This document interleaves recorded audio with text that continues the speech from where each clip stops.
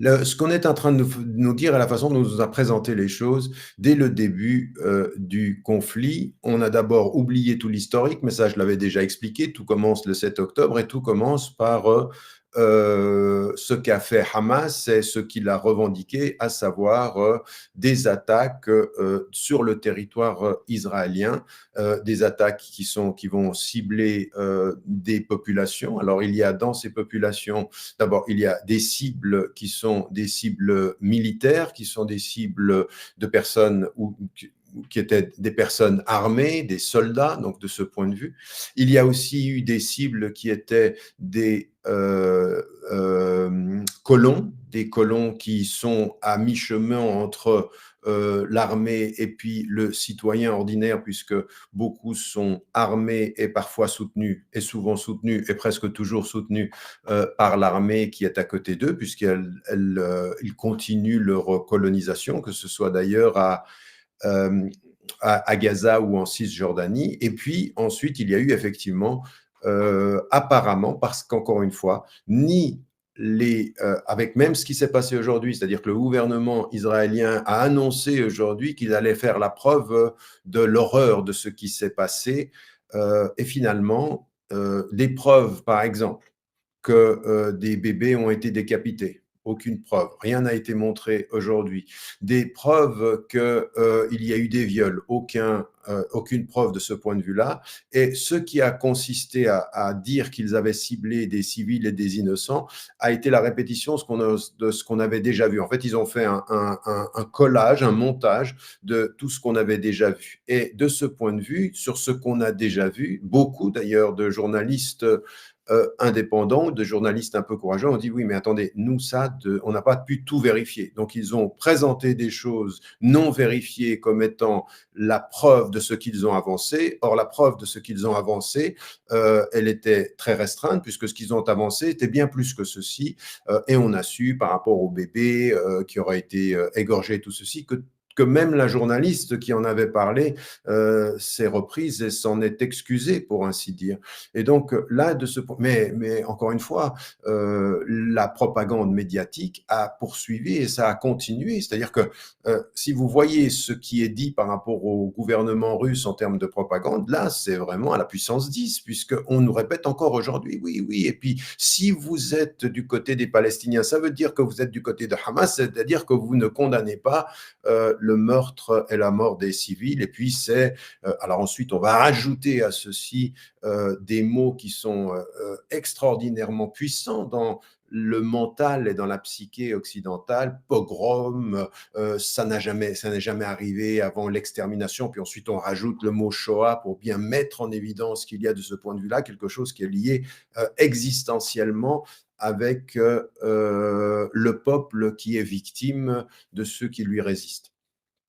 Donc ici, c'est comme ça qu'on nous a présenté les choses, et puis on a dit, bah, finalement, tout ceci, c'est Hamas contre Israël. Première des choses qu'il faut décanter de ce point de vue-là, ça a été fait par d'autres, ça a été répété, mais ça, on le répète depuis maintenant 2006.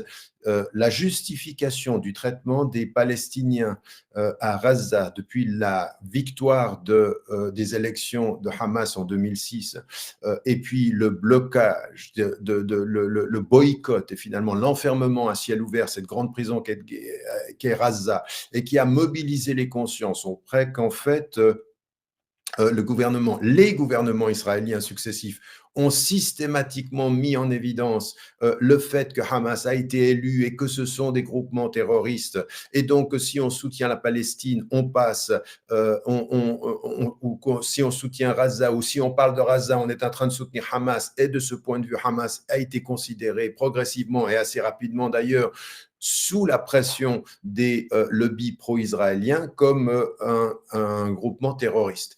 Tout ça a permis en fait de délégitimer, et c'est vrai en fait, depuis 2007, il devenait difficile à des personnes d'être pro-palestiniens parce que ça voulait dire qu'on était pro-Hamas, ça voulait dire qu'on était pro-terroriste, et puis avec les lois en cours, avec toute si vous voulez, l'amplitude qu'a pris la notion du terrorisme depuis 2001, on vous associe vite finalement à, eh ben c'est Hamas, et puis pas loin il y a Daesh, et puis ensuite il y a l'État islamique, et puis ensuite vous vous êtes fiché au plus haut niveau. Ça peut être le Homeland Security aux États-Unis, ça peut être n'importe quel service ou intelligence euh, surveillance intérieure des États occidentaux.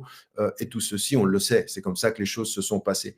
Mais ce que ça a voulu dire surtout, c'est qu'on fixait sur Gaza, on parlait du Hamas, mais on ne disait pas grand-chose de, finalement, comme il a été dit, du fait que la Cisjordanie, Hamas n'y est pas. Et pourtant, l'attitude des colons, l'attitude du gouvernement israélien, l'attitude des colons, l'attitude de la continuation de l'expansion, elle est liée intrinsèquement à une politique gouvernementale qui utilise internationalement Hamas pour faire en sorte qu'on ne soutienne pas les Palestiniens, mais qui continue à coloniser la Cisjordanie et les territoires palestiniens en sortant les gens de leur maison, en tuant des civils, en éliminant des opposants, avec des exécutions sommaires, avec des tortures de basse intensité. Tout ceci en Cisjordanie. Et donc la justification qui voudrait dire Israël a le droit de se défendre en face de l'agresseur Hamas, on ne parle pas de Gaza, on parle de la Cisjordanie. Et donc de ce point de vue, ce qui ressort de cela, c'est que Hamas est un prétexte historique. Ça a été voulu par le gouvernement israélien pour pouvoir internationalement, quand on les condamne dans leurs activités, dire oui, mais ça veut dire que vous soutenez Hamas, qui est à Gaza, mais nous, on continue à faire pire et encore. La colonisation se répand, et puis le mur, et puis le déni de droit, et puis la non-acceptation, en tout cas la non-application des résolutions des Nations Unies, et puis de tout ce qui est dit. Donc, vous voyez bien qu'il y a un jeu déjà dans la représentation du conflit. Quand on vous dit c'est Hamas contre Israël, ça voudrait dire c'est que à Gaza, et on oublie, et on fait exprès, et les médias occidentaux et les politiques occidentales jouent ce jeu-là. Et ce jeu-là, il est malsain, et ce jeu-là, il est mensonger, et ce jeu-là, il est propagandiste, en fait. C'est une construction de la représentation du conflit. Ça, c'est un premier élément qu'il faut mettre en évidence. Maintenant, essayons de nous arrêter un tout petit peu sur qui est Hamas. Et de ce point de vue, il faut être extrêmement clair. Moi, je l'ai été depuis plus de 20 ans dans cette réalité avant même que donc les choses se cristallisent. Première des choses, donc on le sait, Hamas naît en 1987 au moment de l'Intifada, et puis on crée ce mouvement-là, qui se présente comment? Qui est le mouvement de la résistance islamique, Harakat al-Muqawama al-Islamiyya. Donc ça se présente comme un mouvement de résistance en 1987. En 1987, on est à l'époque de l'Intifada. Et l'Intifada, qu'est-ce que c'est? C'est à un moment donné de la résistance dans les territoires occupés, dont essentiellement vous allez voir apparaître des jeunes adolescents, de jeunes adultes qui vont se positionner par rapport à l'occupation israélienne en lançant des pierres, en se soulevant en lançant des pierres. Et donc, de ce point de vue, le lancement des pierres était la représentation symbolique du rapport de force, où vous avez des tanks, vous avez des missiles et vous avez des bombes d'un côté, et de l'autre côté, vous avez une représentation qui est une représentation réelle de ce qui va être le début de l'Intifada, c'est-à-dire le soulèvement populaire. Ce qui m'intéresse à ce moment-là, c'est de mettre en évidence qu'il se présente au moment où il naît comme un mouvement de résistance à l'occupation israélienne. Ce qui est dit aujourd'hui, et qui est vrai historiquement, c'est que beaucoup de ceux qui vont, de ce point de vue, développer ce mouvement Hamas sont issus de la pensée des frères musulmans. Et de la pensée des frères musulmans, et essentiellement de la pensée à partir des années 40, au moment où est en train de se créer l'État d'Israël et que les frères musulmans sont actifs en Égypte, eh bien, les frères musulmans sont actifs en Égypte, et puis il y a deux positions. Et tout ce qu'on vous dira, par ailleurs, moi je suis prêt à confronter n'importe quel intellectuel occidental là-dessus, n'importe lequel, qui vienne et puis qu'on discute sur les faits historiques, et pas sur la propagande, justement. Quand en 1940, ils sont engagés à partir de 1936, puis ensuite de 1900, puis ensuite 39, puis ensuite 40, et puis jusqu'en 1948 où il y a la création de l'État d'Israël, la position des frères musulmans, elle est extrêmement claire. Elle est en Égypte et dans tout le monde arabe, la violence et l'utilisation d'armes est interdite. Absolument, c'est pas du tout notre façon de faire. On passera par les élections.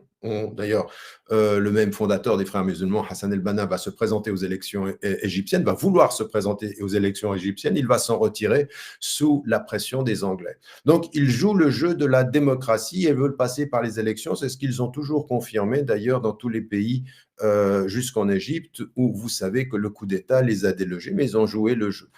Ce que dit Hassan el-Banna, à ce moment-là, nous sommes dans les années 40, il dit « Le seul endroit où la résistance armée est légitime, c'est en Palestine parce que nous faisons face à des groupes terroristes. » Eh oui, les groupes terroristes. Aujourd'hui, on les reconnaît comme des groupes terroristes historiquement, c'est l'Irgun Estern qui intervenait sur le terrain. Lisez Ilan Pappé sur son livre L'épuration ethnique, qui vous met en évidence exactement comment ça s'est passé dans ces années-là. C'est-à-dire, en phase 2, eh bien, la résistance armée qui est en train de s'installer, les groupes terroristes qui sont en train de s'installer en Palestine, tuent des innocents et purifient des secteurs en tuant des hommes, en déplaçant des populations. Tout ceci est factuel et tout ça est connu. Et il dit à ce moment-là, c'est le seul endroit où nous allons utiliser pour résister la même chose que ceux qu'ils utilisent pour coloniser, c'est-à-dire ce que disait Mandela d'ailleurs,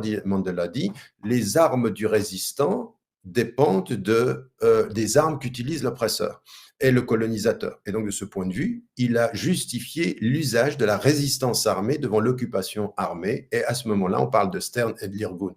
Ça a été toujours la logique des frères en disant, des frères musulmans en disant, c'est ceci qui est important. Donc déjà, il faut historiquement comprendre que tout l'engagement social. Et tout ça, c'est connu. Encore une fois, vous pouvez alors après écouter les élucubrations relatives de celui qui est devenu apparemment le donneur des éléments de langage du gouvernement en France en disant eh bien, c'est pas clair entre les frères et entre les autres, alors que dans son livre, lui-même faisait la différence dans le prophète et Pharaon. Et puis, à côté de ceci, Gilles Kepel, qui parle aujourd'hui d'une atmosphère de djihadisme, ça a été repris partout.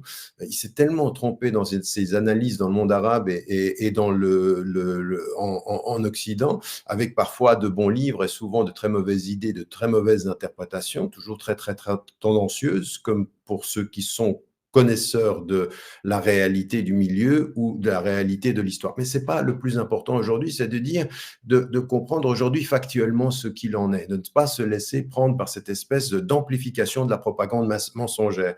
Et donc, on est dans les années 40 et c'est cette position-là, et qui va se positionner effectivement et qui va se réaliser. Il y a une présence de cette pensée, de ce mouvement de pensée dans la résistance palestinienne à partir des années 30 et des années 40. Et puis les choses vont aller en se matérialisant au travers de la création de Hamas comme mouvement de résistance. Et ce mouvement de résistance, il va d'abord commencer par une résistance par des pierres.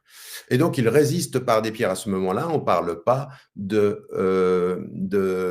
mouvements terroristes ou de groupements terroristes. C'est plus tard que les choses vont venir, en particulier, bien sûr, à partir des élections, de la victoire aux élections, et puis du fait de criminaliser un processus démocratique qu'on a voulu aider, parce que l'Europe et les États-Unis et les Nations Unies ont aidé à l'organisation des premières élections en 2006 dans les territoires, à Gaza, et la victoire dans les territoires occupés et la victoire de Hamas.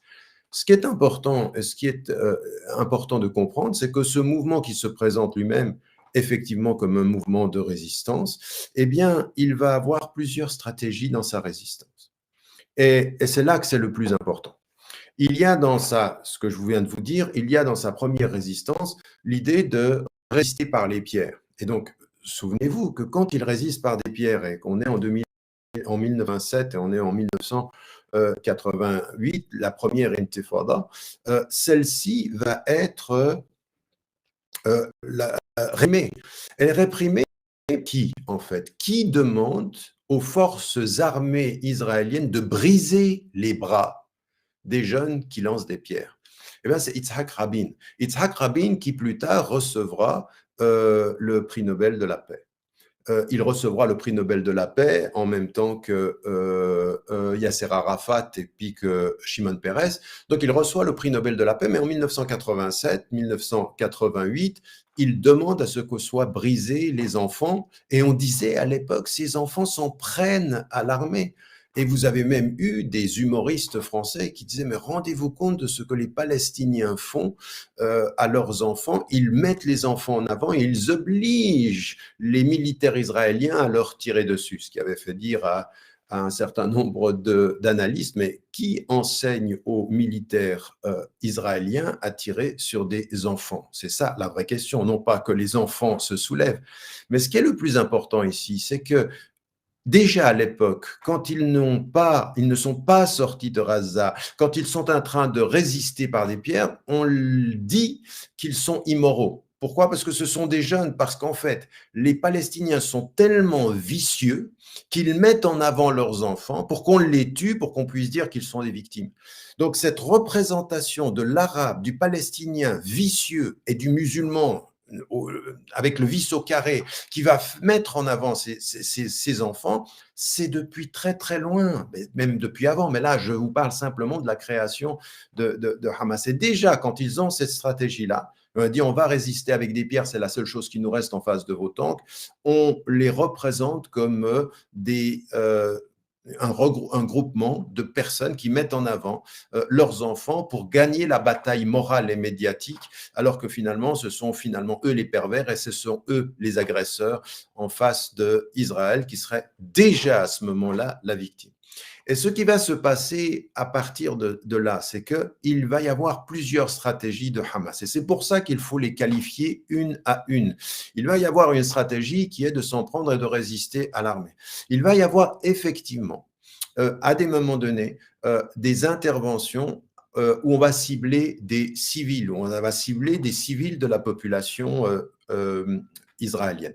Et là, il y a une vraie question morale, parce que beaucoup d'intellectuels arabes, musulmans, et même en France, hein, je veux dire, Gisèle Halimi, qu'on a véritablement adulé au moment ou reconnu au moment de sa mort, mais pas seulement sur la question des femmes, sur la question de l'avortement, etc.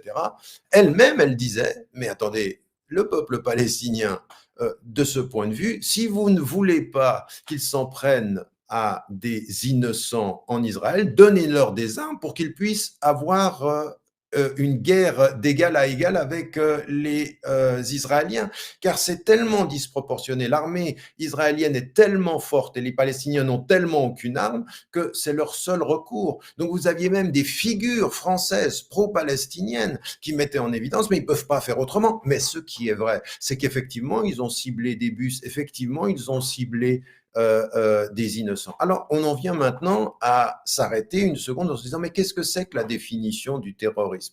La définition du terrorisme, c'est de cibler des innocents volontairement ou avec la vraie conscience que proportionnellement, en essayant de toucher l'armée, on va toucher des innocents. Et donc, il ne faut pas le faire quand on le sait moralement, il faut protéger toutes les personnes, les civils et les organisations qui s'occupent de tout ce qui est la santé, la prise en charge sociale, les organisations qui permettent la survie de la population. Donc, il faut éviter ces cibles-là, éviter les femmes, les enfants, et puis la société civile, les innocents d'un point de vue général. Et donc, on n'a pas de définition officielle et acceptée du terrorisme. Mais en gros, on peut dire que si on part de cela, elle recoupe inclusivement ce qu'on peut avoir comme définition au niveau des Nations Unies, d'un point de vue du sens commun et du point de vue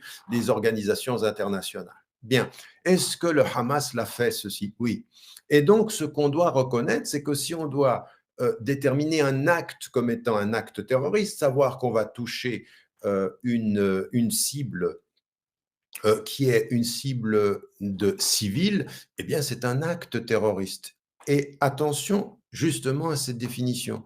Il faut, comme on l'a toujours fait dans l'histoire, distinguer entre des actes terroristes, non pas pour les justifier, pour en comprendre la spécificité au moment où on le fait, et puis une organisation terroriste. Pourquoi est-ce que je vous dis ceci? Parce que durant la Deuxième Guerre mondiale, vous avez eu des résistants qui étaient des résistants par rapport aux collabos et qui ont agi en faisant des actes terroristes. Ils savaient qu'ils ciblaient des innocents ou allemands ou des occupants allemands. Ils le savaient. Et donc, ils savaient que ça avait cette répercussion. Ils ne touchaient pas simplement les militaires. Ils disaient c'est notre seul recours pour fragiliser l'opposition.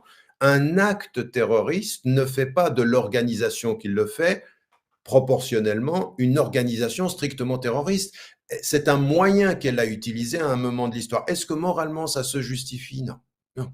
On devrait dire et prendre une position morale en disant non, on ne cible pas les innocents. On ne tue pas les innocents. On ne tue pas les civils. On ne tue pas. Alors après, il y en a certains qui vont dire oui, mais en Israël, il n'y a aucun innocent. Ce sont tous des occupants. Non, non, non, non. L'enfant de 8 ans qui est à Tel Aviv et dont on fait sauter le bus, il n'a rien à voir avec ceci. Donc, moralement, il faut prendre une position. Mais là où il faut être extrêmement clair, c'est faire la distinction. Est-ce que l'organisation qui, à un moment de son histoire, l'a fait, elle doit être réduite à ça. Elle doit être réduite à cette... Alors là, c'est toute une question de proportion. Si dans son histoire, elle a à un moment donné agi de cette façon-là, mais qu'il y a énormément d'autres attitudes qu'il faut mettre en évidence, il va falloir aller au coup par coup et au cas par cas, pardon, et essayer de faire l'analyse. Je dis ceci pour être extrêmement clair sur le plan moral, parce que après, il va falloir voir est-ce qu'un État ou est-ce qu'une organisation, toute son activité, elle est d'agir dans la terreur ou dans le terrorisme en ciblant des... Et c'est après qu'on peut savoir est-ce qu'elle est terroriste ou est-ce qu'elle a eu des actions qui sont de l'ordre du terrorisme et dont on doit les qualifier comme telles sans pouvoir dire que l'organisation, elle l'est de façon essentielle. Vous voyez bien la différence entre l'acte et puis l'organisation. Alors regardons un tout petit peu l'histoire, puisqu'en 87, ça commence avec on lance des pierres, et là on n'est pas terroriste, on essaye juste parce que c'est tellement disproportionné qu'il leur reste que ceci. La réponse du gouvernement israélien, ça a continué de s'en prendre à des civils, à punir les civils des familles de ces enfants qui tiraient des pierres et à leur casser les bras. Donc, on cible, quand on est gêné, toute une famille, on sait que ce sont des innocents, on les tue et on dit qu'en fait, on s'en prend à ces jeunes qui jettent des pierres. Ensuite, ils ont eu ces activités où ils ciblaient effectivement des populations, puis ils ont cessé de faire ceci, puis ils ont commencé à entrer dans le processus, mais même leur entrée dans le processus électoral, c'est-à-dire qu'ils sont entrés dans le processus électoral en 2006, donc ils ont une autre stratégie, donc on joue le jeu de la démocratie. Quand ils jouent le jeu de la démocratie, on dit au peuple, vous avez mal choisi, et donc on se retourne contre eux, on dit, vous êtes des terroristes. Donc, quand ils jettent des pierres, ils mettent les enfants en avant, ce sont des malins, ce sont des diaboliques, ce sont des êtres qui sacrifient leurs enfants pour faire mal à la morale israélienne. Et on les tue quand même, et on tue quand même des civils. Quand ils jouent le jeu des élections, ils votent mal, et donc on les punit, et ça devient une organisation terroriste. Et ensuite, ils ont cessé ceci, ils ont arrêté même n'importe quel... Alors après, on a dit c'est à cause du mur. Pas seulement, ils ont arrêté ces stratégies, ils ont été dans la non-violence, du type de se mettre tout autour de maisons pour les protéger. On a continué les colonisations, on a parfois avancé avec des chars et tué des gens qui protégeaient sans armes leur demeure. Ça n'a rien changé. Donc, avec des pierres, ou dans des actions qui ciblent des innocents, ou en passant par les élections, ou en étant non violent, ça change rien en fait. Et donc cette organisation, elle a essayé toutes les stratégies, dont des actes, oui, mais ça n'en fait pas une organisation terroriste, ça fait une organisation de résistance. Et le fait est que si c'est uniquement les États-Unis qui en a l'impression dans ce que dit le président américain que c'est Netanyahou, ou peut-être même pas Netanyahou lui-même, mais quelqu'un qui est à Tel Aviv, qui lui écrit ses discours, et la même chose pour les Européens. On se demande, mais où sommes-nous? Je veux dire, quand on entend même le maire de Nice en disant « Je n'enlèverai le drapeau israélien que quand nous aurons gagné la guerre », nous, c'est qui? Qui êtes-vous, élus français, pour vous associer avec un peuple dont vous faites semblant de ne pas voir que depuis plus de 56 ans, eh bien, et plus encore, c'est une oppression continuer. Donc à partir de ce moment-là, on va déterminer, analysons les actes de l'organisation. Mais encore une fois, ce que je dis, c'est que je fais exactement avec Hamas ce qu'on a fait en Occident avec les groupements de résistants à l'occupation nazie et à l'extrême droite et au fascisme. C'est-à-dire qu'on ciblait de cette façon-là. Et ces organisations-là, on ne les a pas appelées terroristes, on les a appelés résistants, ayant eu recours à des actions parfois terroristes, parce que c'était seul recours. Pourquoi faites-vous avec vous-même ce que vous refusez de faire avec ceux qui font la même chose que vous pour survivre dans l'histoire? Pourquoi? Et c'est pourquoi, de ce point de vue, la reconnaissance qu'il y a des actes terroristes quand on tue des innocents, ne peut pas permettre comme ceci de passer de l'un en disant: «Bah, c'est une organisation», puisque vous ne le faites pas avec votre propre histoire, dans l'histoire occidentale et même dans l'histoire, américaine, dans la reconnaissance de ceux qui ont été, dans la guerre et dans la résistance. On fait la différence. Maintenant, quand une organisation ne fait que ça, c'est-à-dire qu'elle refuse des élections, qu'elle tue des innocents et qu'elle ne fait que ceci. Quand, en l'occurrence, elle prend le pouvoir, ce qui a été pour nous la définition qui n'a rien à voir, contrairement à ce que veut faire croire Daesh, pardon, Netanyahou sur Daesh, c'est la même chose. Non, ce n'est pas la même chose. Ce n'est pas du tout la même chose, puisque là, on a une intervention sur le terrain qui ne fait que ceci. Mais quand on regarde aussi le gouvernement israélien, on se dit, mais attendez, depuis tant d'années, est-ce qu'il y a le fait de tuer des civils, de prendre leurs maisons, de les détruire, est-ce que ça a été une seule stratégie ou c'est une stratégie continue? C'est-à-dire qu'il y a un terrorisme d'État, on le sait, mais quand l'État, gouvernement successif, gouvernement après gouvernement, ne fait que ça, à partir d'un certain moment, il faut se poser la question de ce qu'on est en train de dire et comment est-ce que l'on se positionne par rapport à ceci. Donc là, ici, on est vraiment devant quelque chose qui est à bien comprendre parce que, oui, je veux dire, Menahem Begin, il a reçu le prix Nobel de la paix en 1978. Mais cet homme, il était dans Stern. Cet homme, il était dans l'Irgun, pardon. Il était un actif, il l'a reconnu lui-même. Et pendant des années, ça a été un terroriste. Et un terroriste réel, un véritable terroriste. Il a reçu le prix Nobel de la paix. Et puis, vous avez de la même façon, eh bien, celui qui a demandé à ce qu'on brise les bras des enfants, Yitzhak Rabin, avec celui qu'on a aussi appelé un terroriste, Yasser Arafat, prix Nobel de la paix. Et vous avez de la même façon celui qu'on a considéré pendant des années comme un terroriste, Mandela, eh bien, la reconnaissance aussi de son statut international. Donc, vous avez de ce point de vue quand même la reconnaissance de attention à ces mots et faire attention à des actes qu'il faut nommer pour ce qu'ils sont, à des organisations qu'il faut reconnaître pour ce qu'elles font.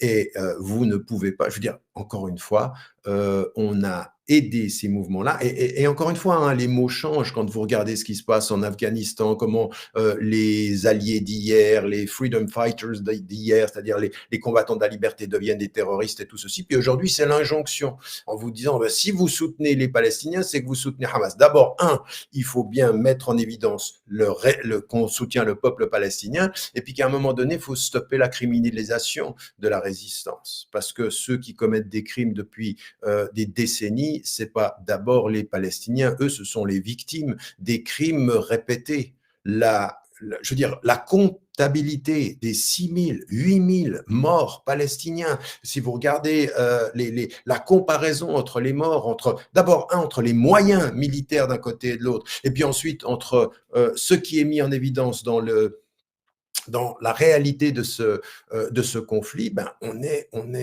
c'est 15 fois plus, 20 fois plus. Certaines années, c'est 25 fois plus de morts d'un côté que de l'autre. Donc, on n'est pas du tout dans quelque chose qui est proportionné et qui est juste et acceptable de ce point de vue. Donc, il faut que l'on soit extrêmement clair sur la terminologie. Et d'un autre côté, on nous présente, alors si vous êtes dans le soutien des Palestiniens, vous êtes dans le soutien de Hamas, donc d'abord commencez à condamner, là où on condamne des actes, et ça, il n'y a aucun souci.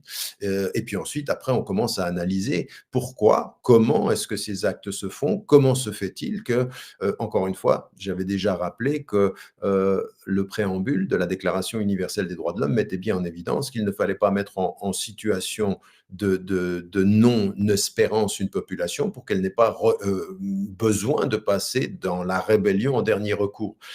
Et donc, encore une fois, ça explique, mais ça ne justifie pas toutes les actions. Et de ce point de vue-là, il faut être clair. Donc, l'idée que une organisation ait eu à des moments donnés euh, recours à des actions qu'on nommera comme sans qu'on ait une définition normative de terroriste au sens où on s'en prend à des civils et puis qu'on les cible parce que et on le fait volontairement, eh bien ça c'est possible, c'est arrivé, c'est à condamner moralement de façon extrêmement claire, mais de tous et de façon totalement égalitaire, de la même façon que cela doit se faire avec l'État israélien qui, en particulier, lui, ne l'a pas fait une ou deux fois. Et ça fait partie de l'ADN de l'État d'Israël, tout gouvernement confondu. On a toujours tué des innocents, toujours tué des civils, toujours ciblé. Après, on nous disait, on tue, on fracasse une école, brûle, on met le feu à feu et à sang de toute une ce qui est en train de se passer aujourd'hui à Gaza. Je veux dire, ce qui est totalement fou. Je veux dire, quand vous, quand en opposition au droit international, vous coupez l'eau, l'électricité, vous coupez tout, et puis vous affamez une population au vu et au su de tous ceux qui sont soi-disant les civilisés et qui l'acceptent, et qui vont même jusqu'à soutenir les mensonges et la propagande de l'État israélien. Là, on soutient un État qui fait et qui a versé dans le terrorisme, et qui a tellement versé dans le terrorisme d'État depuis tellement longtemps que c'est plus que simplement un acte, ça devient son identité. Et ça, c'est la différence avec le mouvement Hamas qu'on doit mettre dans son histoire. Ce gouvernement israélien que l'on soutient, mais qui est-ce? Alors, ce que je vous disais, en 1978, Menahem Begin, eh bien, il reçoit parce qu'il a fait la paix avec Sadat et l'Égypte, mais cet homme-là, il est un agent reconnu de l'Irgun. Mais avant lui, Ben Gourion, l'un des penseurs et des idéologues de toute la stratégie sioniste, eh bien lui, lisez le livre de Ilan Pappé, je vous le disais, eh bien il commandite des tueries, des éliminations de peuplement, des purifications, ce qu'on entend aujourd'hui, nettoyer, purifier, tuer des civils et des innocents et des familles. Ça, c'est Ben Gourion, puis ensuite Begin, et puis il va avoir cette reconnaissance internationale comme celui qui a fait la paix avec l'Égypte. Vous avez Isaac Rabin en 94 qui reçoit aussi le prix Nobel de la paix, dont on sait aussi qu'il a été extrêmement dur. Les actes qui l'ont mené à faire la paix, et sans jamais véritablement une seule fois donner la main à Yasser Arafat parce qu'il ne voulait pas, quand il est en Suède, il ne lui serre pas la main parce qu'il ne le veut pas et qu'il a, mais c'est quelqu'un qui, sur le plan du terrain, n'a pas été aussi noble que ceci. Donc, l'acte de paix ultime ne doit pas faire oublier tout ce qui a été commandité par cet homme sur le terrain. Et donc, ce qui est intéressant, c'est de voir que ces critiques viennent aussi de l'intérieur. Je vous ai parlé de Ilan Pappé, vous pouvez voir de l'intérieur des nouveaux historiens israéliens, eh bien, une véritable reconnaissance de ces spoliations, que ce soit encore une fois de l'intérieur ou sur le plan international, une vraie critique de cette politique israélienne. Et puis vous avez à l'heure actuelle une qui, en pleurant parce qu'elle a tellement annoncé ce qui se passe, la journaliste Amira Haas qui dit, dans A Democracy Now, elle dit, mais ces colons-là, ce sont des fascistes, ce sont c'est l'extrême droite, c'est l'extrême de l'extrême droite, et ça continue, et c'est la même chose en Cisjordanie, et on continue, et c'est la brutalisation, et c'est la déshumanisation. Elle le dit elle-même de l'intérieur, en disant, mais comment c'est possible qu'il n'y ait pas une conscience israélienne qui se réveille? Et non seulement une conscience israélienne, mais la non-conscience israélienne est soutenue par la manipulation occidentale. Et donc, vous êtes là, de ce point de vue-là, effectivement, je veux dire, la représentation symbolique, effectivement, d'avoir devant une prison à ciel ouvert, à 3 kilomètres, une soirée festive où on vient, alors encore une fois, ça justifiera jamais de mettre à mort des innocents, mais ça montre juste l'inconscience d'une population et d'un État. Et puis aujourd'hui, en même temps, ce soulèvement qu'il y a en Israël, ce double soulèvement qui est de rejet des Palestiniens, mais aussi de rejet de ce gouvernement. Mais comment est-il possible aujourd'hui que des gouvernements occidentaux soient à ce point aveugles qu'ils soutiennent Netanyahou, qui est un sanguinaire, qui est un menteur, qui est un corrompu, et puis tous ceux qui sont avec lui, qui sont de l'extrême droite et de l'extrême droite religieuse et de l'extrême droite tout court dans le gouvernement israélien. Donc ça, il faut le mettre en évidence et puis comprendre aussi que en Europe et aux États-Unis, eh bien évidemment, il y a des intérêts. Alors après, on peut penser que ce sont les États-Unis et l'Europe qui soutiennent Israël. On comprend aujourd'hui qu'il y a beaucoup de ceux qui défendent les intérêts israéliens qui sont véritablement extrêmement influents aux États-Unis. Biden se prépare à des élections, il est pratiquement là maintenant tenu à la gorge pour dire ce qu'il a à dire. Et puis par rapport aux intérêts internationaux, les relations tout à fait particulières qu'il y a aujourd'hui avec l'État d'Israël et l'Union européenne, fait qu'on a l'impression que la propagande israélienne a été totalement normalisée. Je veux dire, quand vous écoutez les informations en Angleterre ou en France sur ce qui est en train de se passer, dites mais on est où là? C'est qui est en train d'alimenter ces réseaux-là d'information, ces agences d'information pour nous présenter les choses de cette façon-là? Et puis à un moment donné, de criminaliser non pas simplement la résistance palestinienne, mais tous les soutiens palestiniens, c'est-à-dire qu'à un moment donné, manifester pour la Palestine, on nous a dit il faut un temps de décence, un délai de décence. Non mais attendez, le délai de décence pour dire son indignation par rapport à la politique israélienne, c'est combien le délai de décence par rapport à 60 ans de colonisation, d'élimination systématique d'innocents, de bombes qui tombent sur des écoles, de bombes qui tombent sur... C'est combien le délai de décence pour manifester son soutien? Là, il n'y a pas de délai de décence. Le délai de décence est uniquement après le 7 octobre. Mais depuis les 20 dernières années, les 23 dernières années, ce retour cyclique, ces destructions cycliques, ce retour cyclique de la 4e guerre sur Gaza, c'est quoi le délai de décence ici? On n'a pas de délai de décence, on ne doit pas s'exprimer. Et puis ensuite, on nous dit oui, mais c'est en train aujourd'hui de se traduire avec ce djihadisme d'atmosphère, comme pour maintenant criminaliser tous ceux qui, à un moment donné, diront non mais attendez, je veux dire, oui d'accord, on va condamner la mort des innocents, mais faites de même et avec force pour toutes les victimes palestiniennes. Vous connaissez, je veux dire, quand ça se passe en Ukraine, vous allez dans les familles, vous parlez au papa, vous parlez à la maman, quand le papa est mort, vous parlez aux enfants. En Palestine, vous connaissez pas un nom, vous représentez pas une famille, vous dites rien, il y a un pour 1000, c'est-à-dire qu'il y aura un reportage pour une petite famille sur 1000, comme si ils ont plus de voix, en fait. La déshumanisation est allée jusqu'au fait de leur enlever la voix, de leur enlever leur témoignage, de leur enlever leur expression. Leur souffrance, c'est plus la même que la nôtre, parce que vous n'avez plus considéré, vous ne les avez pas humanisés, ils ont pas de nom, en fait.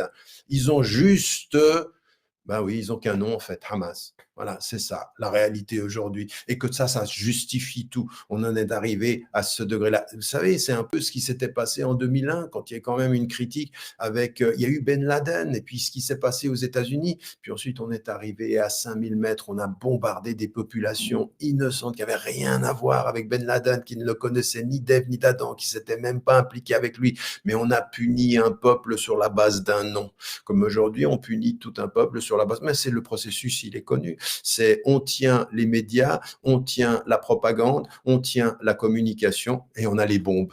Donc, au nom de la communication, on jette des bombes.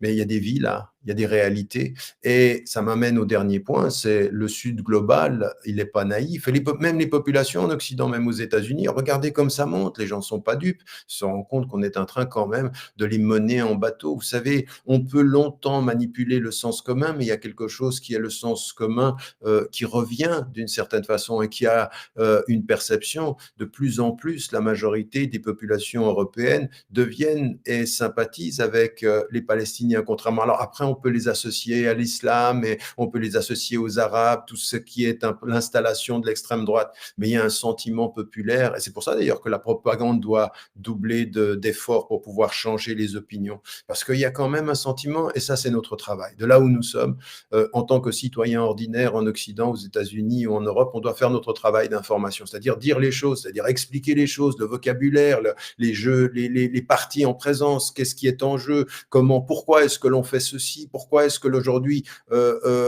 Israël est le bras avancé d'une certaine réalité aussi dans le Moyen-Orient, parce que tout ceci, c'est aussi pour fragiliser les États du Golfe, et les États du Golfe fragiles sont totalement soumis, et c'est pour ça qu'ils se taisent aujourd'hui aux autorités occidentales, et qu'en étant soumis aux autorités occidentales, ils leur donnent les ressources économiques à bon prix et de façon... Tout ça, on le connaît, c'est-à-dire que l'équation, elle est économique, essentiellement, bien sûr idéologique, bien sûr stratégique, mais économique aussi, qu'à partir d'un certain moment, on comprend bien qu'est-ce qui est en jeu dans cette réalité. Donc, il faut comprendre que et les populations du Sud, si on allait aux Nations Unies et puis qu'on n'avait pas ce bricolage du Conseil de sécurité ou du Conseil permanent, où c'est toujours les mêmes qui ont l'ordre, vous apercevez que dans le Grand Sud, en Amérique latine, en Afrique ou en Asie, les gens ne sont pas dupes et puis le sentiment populaire n'est absolument pas représenté par les instances étatiques ou les instances institutionnelles. Pas du tout. Et donc, à un moment donné,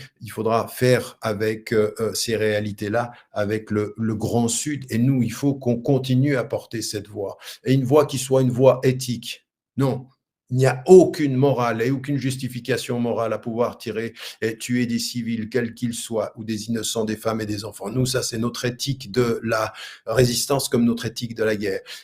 Et une fois qu'on a dit ceci, eh bien, on regarde les choses contextuellement et on n'associe pas, on n'essentialise pas un mouvement de résistance à une action ou à des actions qu'ils ont dû dans l'histoire faire ou qu'ils ont choisi dans l'histoire à des moments stratégiques. Comme d'ailleurs, on ne l'a jamais fait, ni pendant la Deuxième Guerre mondiale, ni dans la Première Guerre mondiale, ni dans n'importe quel mouvement de résistance. Ça n'existe pas. Et de ce point de vue, on ne doit pas faire cette réduction par rapport à la résistance palestinienne aujourd'hui. Et donc, il faut, encore une fois, se positionner par rapport à ces réalités-là, lutter de façon extrêmement claire par rapport aux fake news, tout ce qu'on nous a dit, encore une fois, je vous en ai déjà parlé, les viols, les bébés égorgés, tout ceci, il faut faire attention, il y a une véritable... C'est des vrais menteurs, hein. Je veux dire que l'appareil d'État et l'appareil propagandiste israélien, il nous a montré depuis tellement de... C'est des vrais menteurs, et même sur une vidéo, on voit Netanyahou qui ne s'en cache pas. Il sait comment utiliser les Américains, il sait comment leur mentir.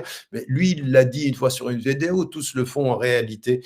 Et donc, tout ceci amène aussi à déshumaniser les Palestiniens, à criminaliser leur résistance et même à criminaliser leur soutien. Il faut le refuser, il faut avoir ce courage-là. Mais il ne faut pas avoir ce courage-là, émotion au cœur. Il faut avoir cet engagement-là, intelligence à l'esprit, et puis de le dire avec la terminologie, avec la compréhension, et puis avec la résistance, avec une volonté d'objectivité de ce point de vue.